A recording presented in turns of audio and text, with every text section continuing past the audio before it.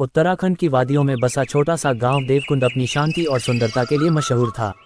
लेकिन गांव के लोगों में एक डर गहराई तक बसा हुआ था। हर अमावस्या की रात गांव के पास के वीरान किले से घंटियों की आवाज आती थी।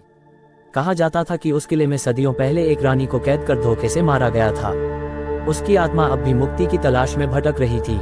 2. आरव का आगमन। शहर से आया एक युवक आरव, जो इतिहास का छात्र था, इस रहस्य से आकर्षित हुआ।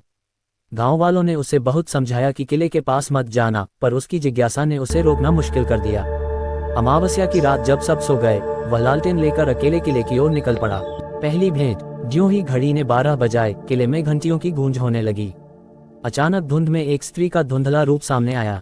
उसने दुख भरी आवाज में कहा, मुझे मुक्त करो, मेरी सच्चाई दुनिया को बताओ। आरव घबरा गया, लेकिन तभी उसके हाथ में एक पुरानी चाबी प्रकट हो गई। 4. रहस्य का द्वार। अगली रात वह फिर लौटा। किले में उसे एक दरवाजा मिला, जिस पर वही चिन्ह बने थे जो चाबी पर खुदे थे। जब उसने चाबी लगाई, अंदर एक अंधेरा कक्ष था। वहां एक पत्थर की कब्र पर लिखा था, सत्य को जिसने दबाया वही शापित हुआ।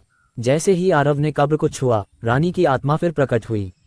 5. रानी की करुण कथा। उसने कहा, मैं रानी वसुधा हूँ। मेरे मंत्री ने गद्दी पाने के लिए मेरे खिलाफ झूठा षड्यंत्र रचा। उसने मुझे इस कक्ष में कैद कर मारा। मेरे साथ हुए विश्वासघात का सबूत इसी कब्र में छुपा है।